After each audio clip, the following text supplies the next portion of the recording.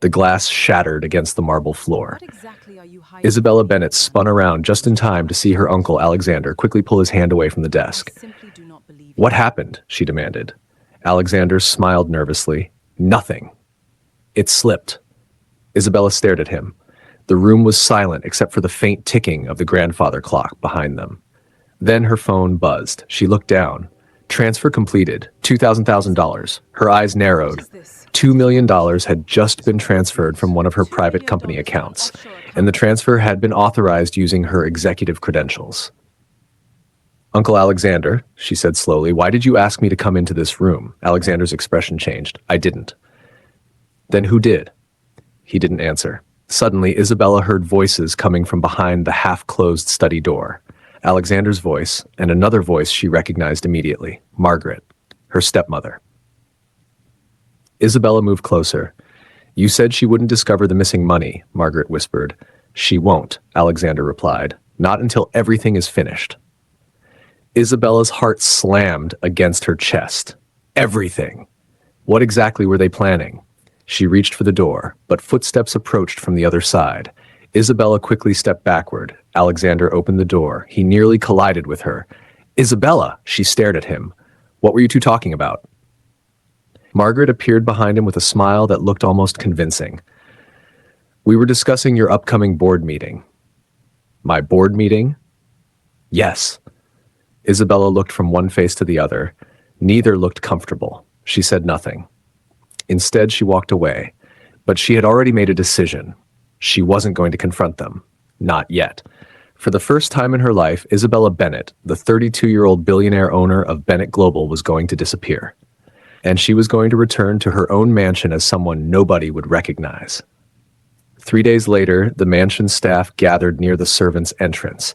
A young woman stood among them, wearing a simple gray uniform. Her hair was tied back. Her face was free of makeup. Her posture was deliberately ordinary. Nobody knew that the woman standing there was the owner of the mansion. She was now Nina Williams, a supposed 27-year-old woman looking for work. "Amara," one of the maids, smiled at her. "You must be Nina." "Yes." "I'm Amara. Don't worry. Your first day is always confusing." Nina smiled. "Thank you." A senior housekeeper handed her a list. "Your duties are upstairs: guest rooms, hallway, laundry, and the owner's bedroom." Nina looked toward the staircase. Her own bedroom, her own clothes, her own private life. Everything was suddenly going to be seen through the eyes of a stranger. As she climbed the stairs, she couldn't help feeling nervous. She had spent years controlling billion-dollar negotiations. Yet walking into her own house, disguised as a maid, felt more dangerous than any business deal she'd ever made. When she entered her bedroom, she stopped. The bed was perfectly arranged. Her jewelry was locked away. Her photographs were still on the dresser. Nobody knew that the woman cleaning the room was the woman in those photographs. Amara entered behind her. "Careful with that vase. Mrs. Margaret gets angry if anything is moved." Nina nodded. "Does she often get angry?" Amara laughed quietly. "Only when people disappoint her." "Is she difficult?" Amara glanced toward the door. "Don't ask too many questions." Nina looked at her. "Why?" "Because in this house, walls have ears." Before Nina could respond, someone shouted from downstairs. "Amara!" Amara sighed. "Coming!" She hurried away. Nina remained still. "Walls have ears." That sentence stayed in her mind. Later that afternoon, she witnessed her first strange incident. A maid walked into the pantry carrying a silver bracelet. Nina recognized it immediately. It belonged to her. The maid looked around before slipping it into her pocket. Nina stepped forward. "What are you doing?" The woman froze. "You scared me." "That's the owner's bracelet." "I found it." "You found it in her locked bedroom?" The woman glared at her. "Mind your business." She walked away. Nina watched her disappear around the corner. She had expected dishonesty, but seeing it firsthand hurt. That evening, she noticed something even more disturbing. Alexander entered the mansion with two men she had never seen before. He didn't go through the main entrance. He used the side entrance. Nina followed from a distance. They entered the study. The door closed. She moved closer. Then she heard Alexander say, "The company accounts are almost ready." One of the men asked, "And Isabella?" "She's gone." "Are you sure?" "She thinks she's investigating someone else." Nina's hands tightened around the cleaning cloth. They were talking about her. Then Alexander continued. Once the transfer is complete, Margaret will handle the legal documents. Nina's heart dropped. Margaret was involved. She had suspected it. Now she had heard it. But before she could hear more, a hand touched her shoulder. She spun around. Ethan Brooks stood behind her, the head of security. What are you doing here? Nina swallowed. Cleaning. Outside a locked study? I heard something fall. Ethan studied her. You've been here 3 days. Yes. You ask a lot of questions. Nina smiled nervously. I'm curious. Curiosity gets people into trouble. He walked away. Nina watched him. There was something about Ethan that made her uncomfortable, not because he seemed dangerous, because he seemed observant. He was the kind of man who noticed things, and she couldn't afford to be noticed. The next morning, Nina discovered another secret. She was carrying laundry down the corridor when she saw one of the family's employees quietly meeting a man near the garden. She stopped behind a wall. I can't keep hiding this, the employee whispered. The man reached for her hand. I love you. Nina's eyes widened. She had assumed they were exchanging stolen information. Instead, they were lovers. The woman looked terrified. If Mrs. Margaret finds out, she'll fire me. Then we'll leave. Nina stepped backward. She suddenly understood something. Not every secret was dangerous. Some people were simply protecting the things they loved. That realization softened something inside her. For years, Isabella had viewed everyone around her through one question. What do they want from me? Now she was beginning to ask another. Who are they when they think nobody important is watching? That evening, Amara sat beside Nina in the servants' dining room. She pushed half her dinner toward her. You didn't eat much. I'm not hungry. That's what people say when they're worried. Nina smiled. You always notice everything. Amara shrugged. Someone has to. How long have you worked here? 4 years. And do you trust the family? Amara hesitated. Some of them. Which ones? Mr. Ethan. Nina looked surprised. Why? Because he treats everyone like a human being. Nina remembered the way Ethan had spoken to her. She nodded. What about Alexander? Amara lowered her voice. I don't trust him. Why? Because he smiles too much. Nina laughed. That's your reason? No. My reason is that last year 3 employees were fired after questioning his financial decisions. Where did they go? Nobody knows. Nina's smile disappeared. What about Mrs. Margaret? Amara looked down. She's complicated. That's not an answer. It's the only safe one. Before Nina could ask more, footsteps approached. Amara immediately stood. Margaret appeared in the doorway. Her eyes moved across the room. Then they stopped on Nina. You? Nina straightened. Yes, ma'am? Come with me. Nina followed her upstairs. Margaret stopped outside Isabella's bedroom. I want this room cleaned again. It already is. Margaret's eyes narrowed. Did I ask for your opinion? No, ma'am. Then don't give it. Nina lowered her head. Margaret walked away. Nina watched her. The woman had no idea she had just spoken to the owner of the house. That night, Nina entered Alexander's study. She had waited until everyone was asleep. She searched through drawers. Nothing. Then she noticed a loose panel beneath the desk. She pulled it open. Inside was a folder. Her hands trembled as she opened it. Bank statements, company documents, property transfers, and a list of names. Her name was at the top. Below it was Alexander's, then Margaret's. Nina's breathing became shallow. She turned the page. There was a document transferring controlling shares of Bennett Global, and at the bottom was her signature. But Isabella had never signed it. Someone had forged her name. She quickly took photographs with a hidden phone. Then she heard footsteps. Someone was coming. Nina shoved the folder back into place. The door handle moved. She looked around desperately. There was nowhere to hide. The door opened. Ethan stood there. They stared at each other. Why are you in here? Nina couldn't speak. Ethan stepped inside. I asked you a question. I was cleaning. At midnight? She swallowed. I couldn't sleep. Ethan closed the door. Who are you? Nina's heart raced. What do you mean? You don't move like a maid. She stared at him. You don't talk like one either. What are you saying? I'm saying there's something about you that doesn't make sense. For several seconds, neither spoke. Then Ethan stepped closer. I don't know what you're hiding. Nina looked into his eyes. But whatever it is, he paused. Be careful. He opened the door and left. Nina stood frozen. He could have exposed her. He didn't. And for the first time since beginning the investigation, Isabella wondered whether she had finally found someone she could trust. But she didn't know that someone else had been watching them. From the dark hallway, Margaret stood silently, and she had heard everything. Margaret waited until Ethan disappeared down the hallway before stepping into the darkness. Her expression had changed. The warmth she usually displayed around the household was gone. "Interesting," she whispered. Then she turned and walked away. The next morning, Nina entered the kitchen before sunrise. She barely slept. Ethan knew something was wrong. Margaret knew she had been inside the study. And somewhere in the mansion, Alexander was preparing to steal control of her company. Nina needed evidence before they realized who she really was. Amara was already preparing breakfast. "You look terrible," she said. Nina forced a smile. "Thank you. I meant tired." "I know." Amara handed her a cup of tea. "Drink." Nina took it. "You've been kind to me since I arrived. That's because you remind me of someone." "Who?" Amara smiled sadly. "My younger sister." "What happened to her?" "She trusted the wrong person." Nina lowered her eyes. "Sometimes trusting people is difficult," Amara nodded, "especially when money is involved." Before Nina could respond, Margaret entered. "Amara, leave." Amara immediately stepped away. Margaret looked at Nina. "Come with me." Nina followed her into the hallway. "I heard you were in Mr. Alexander's study last night." Nina's heart stopped. "I was cleaning. At midnight. I couldn't sleep." Margaret smiled. "You seem to have trouble sleeping quite often." Nina said nothing. Margaret stepped closer.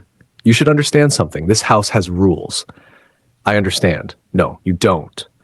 Margaret's voice became colder. "People who work here are expected to stay in their place." Nina looked directly at her. "And what place is that?" Margaret's eyes narrowed. "Below the people who own this house." For a moment, Nina almost laughed. She was the person who owned the house, but she simply lowered her head. "Yes, ma'am." Margaret walked away. Nina watched her go. Then she whispered, "We'll see." Later that morning, Ethan approached her while she was cleaning the dining room. "You need to leave." Nina stopped. "Why?" "Because Margaret is watching you." "So?" "So you don't understand what kind of people you're dealing with." Nina turned toward him. "Then tell me." Ethan hesitated. "You ask too many questions." "You keep saying that because it's true. Maybe I ask because nobody gives me honest answers." Ethan stared at her. "You think I'm not honest?" "I don't know you." "Then get to know me." The words came out before either of them expected. Silence followed. Nina looked away. Ethan smiled slightly. "See? You can be nervous." "I'm not nervous. You are." "I am not." He laughed. For the first time since becoming Nina, Isabella laughed too. And that scared her, because she was beginning to enjoy being around him. She knew Ethan didn't know she was a billionaire. He didn't care about her money. He didn't even know her real name. Yet he treated her with more respect than many people who had known her for years. That afternoon, Nina put her plan into motion. She created 3 different pieces of false information. To one employee, she mentioned that Isabella planned to sell the mansion. To another, she said Isabella had discovered financial irregularities. To a third, she casually mentioned that Isabella would be firing several senior employees. Then she waited. By evening, Alexander received a phone call. "Are you sure?" he asked. Nina watched him from across the hallway. He hung up. He immediately called Margaret. "They know," Margaret answered. "Who told you?" "Someone inside the house." Nina's eyes widened. The test had worked. Someone was leaking information. She didn't know who yet, but she knew the traitor was inside the mansion. That night, she checked the security cameras. Most of the footage was routine, until she noticed something strange. Every time Alexander entered the study, the cameras mysteriously went offline. She checked the system logs. The security override came from one account, Ethan's. Nina froze. No. She refused to believe it. Ethan had warned her.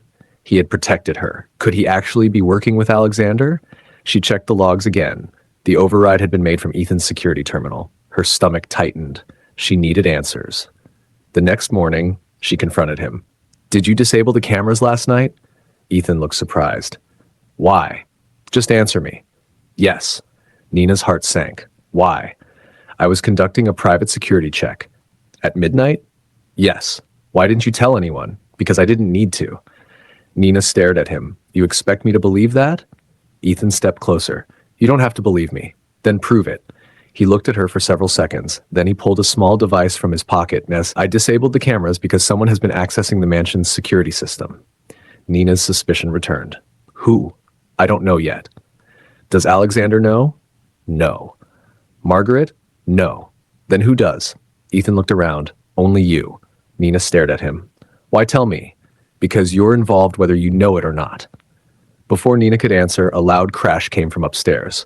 They ran toward the sound. Amara was standing outside Isabella's bedroom. A shattered vase lay on the floor.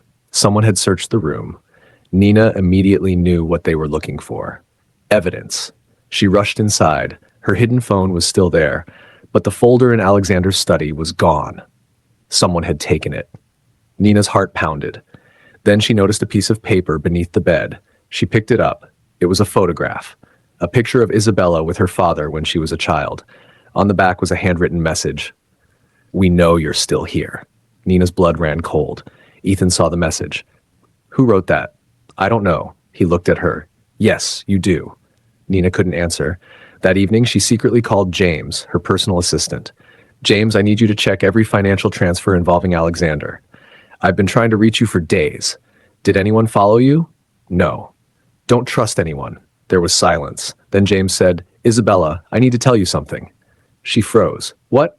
Your father left something behind before he died. Her heart began pounding. What are you talking about? A letter. Where is it? I have it. Read it. I can't. Why?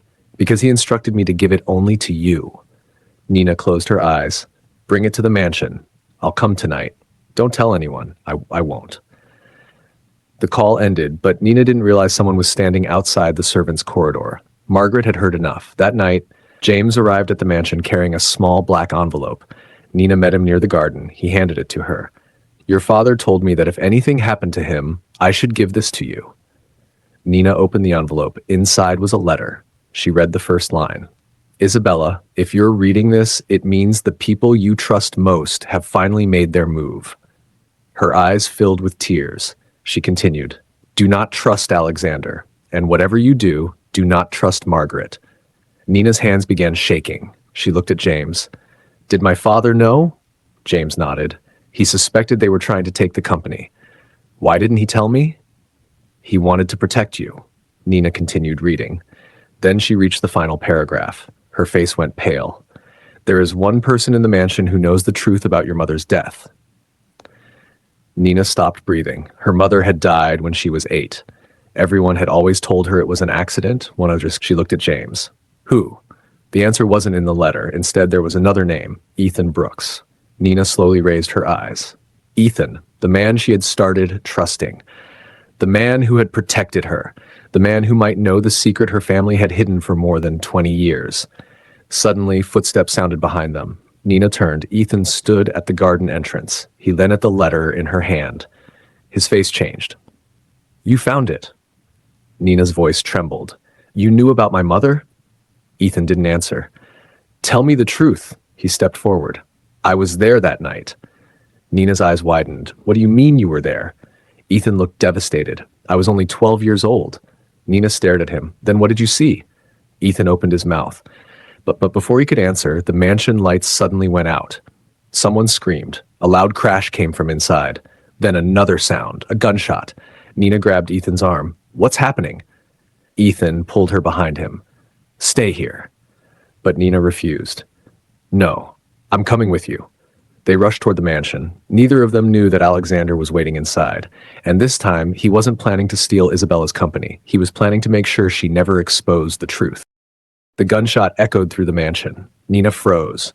Ethan immediately pulled her behind a stone pillar. Stay here. Who fired that shot? I don't know.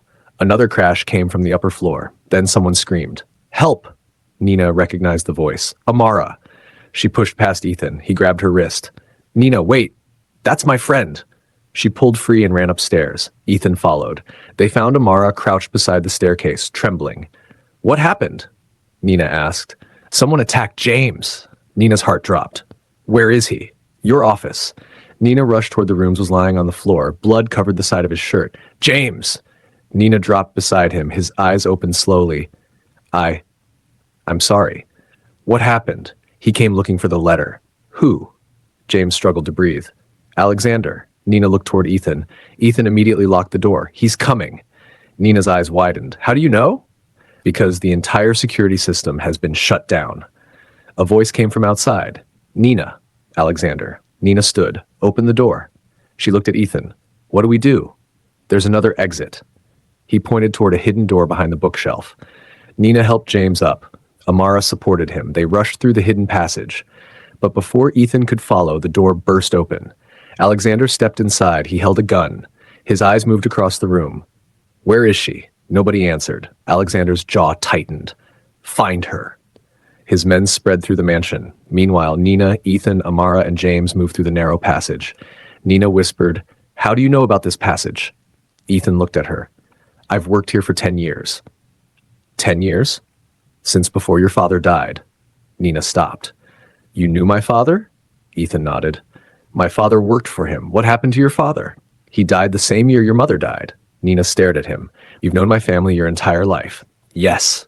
And you never told me? I tried. When? Several times. Then why didn't you? Ethan's voice cracked. Because your father made me promise. Nina shook her head. Promise what? To protect you.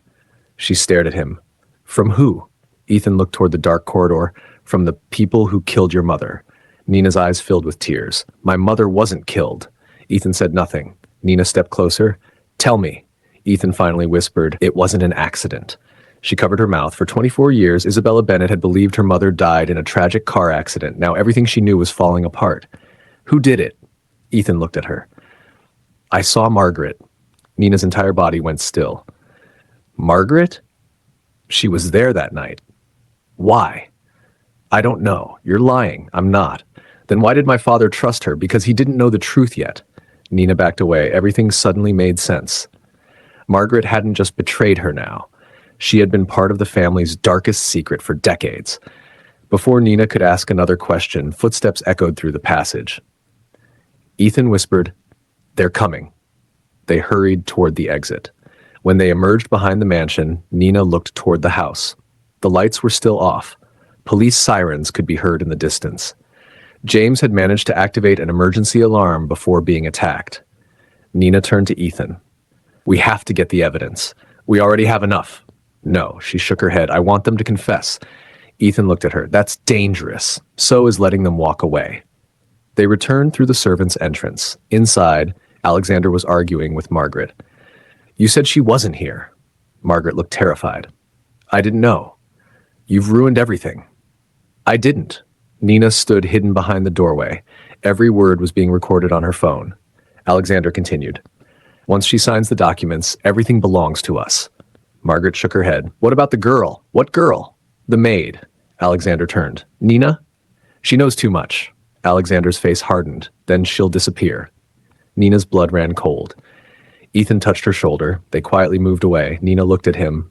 We have enough. But then something unexpected happened. Amara stepped into the hallway. She was holding a small box. Isabella? Nina froze. Amara stared at her. I know who you are. Silence. Nina slowly stepped forward. How? Amara opened the box. Inside was an old photograph. It showed Isabella as a child standing beside her mother. Amara pointed to the woman in the background. That's my mother. Nina looked at the photograph. Your mother worked here? Yes. When? 24 years ago. Nina stared at her. Does she know what happened to my mother? Amara nodded. She told me before she died. Nina's voice became shaky. What did she say? Amara looked toward Margaret's room. She said your mother discovered that Margaret was stealing from your father. Nina's eyes widened. Then what? Your mother threatened to expose her. And Margaret killed her. Amara shook her head. She didn't do it herself. Who did? Amara whispered one name. Alexander. Nina closed her eyes. The betrayal was complete. Her uncle had helped destroy her family. Her stepmother had covered it up. And they had spent years pretending to love her. Suddenly, Margaret appeared behind them. You shouldn't have come back. Nina turned. Margaret stared at her. Then she smiled.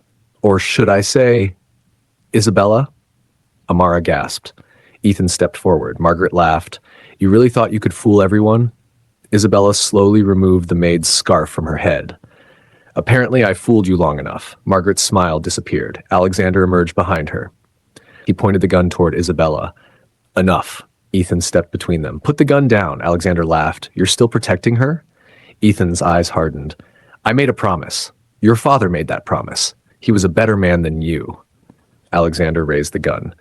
But before he could fire, the mansion doors burst open. Police officers rushed inside. Drop the weapon! Alexander froze. Margaret stared at Isabella. You called the police? Isabella smiled. No. She held up her phone. I called them an hour ago. Alexander's face fell. Everything they had said had been recorded, their confession, their plans, their admission about the company, and their discussion of Isabella's mother's death. Police officers arrested Alexander first. Margaret fought back. Isabella, please. Isabella looked at her. Please what? I raised you. You lied to me. I loved you. You loved what I owned.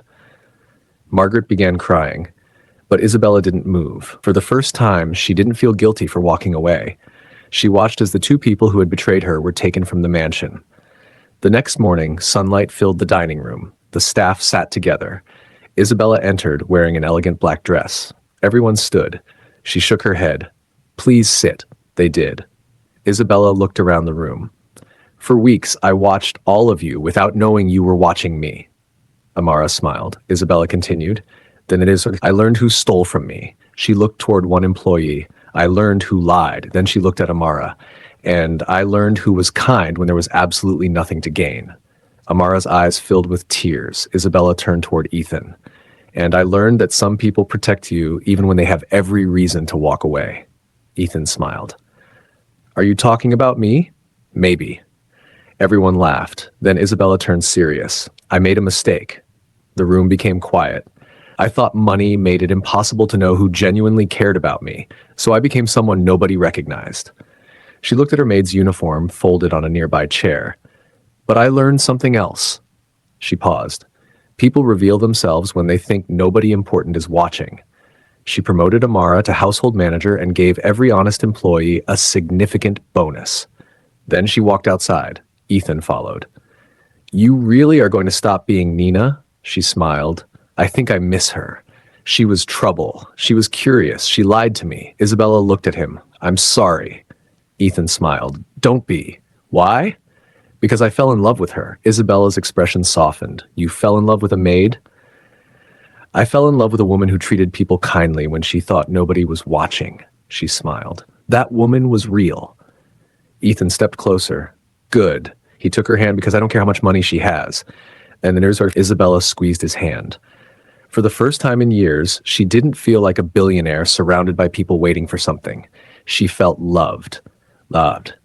Not because of her company, not because of her mansion, not because of her name, but because someone had seen her at her most ordinary and still chosen her. Weeks later, Isabella walked through the mansion again. This time, she wasn't wearing a disguise. She passed the servant's entrance and smiled. On the wall beside it hung a photograph of the entire household. Amara stood beside her. Ethan stood behind them. Everyone looked happy. Isabella looked at the photograph for a moment. Then she smiled. She had entered that mansion as a billionaire, afraid nobody could be trusted. She had left her disguise behind as a woman who finally understood the difference between loyalty and flattery. And perhaps that was the greatest fortune she had ever found. If this story touched you, don't forget to like the video, subscribe to the channel, and turn on notifications for more emotional stories filled with secrets, betrayal, love, and unexpected twists. And tell us in the comments, if you were a billionaire, would you disguise yourself as a maid to discover who truly loved and respected you? Because sometimes the people who bow when you have money aren't the ones who deserve your trust. And sometimes the person you least expect is the one who stays when you have nothing to offer. True character is revealed when no one thinks you're watching.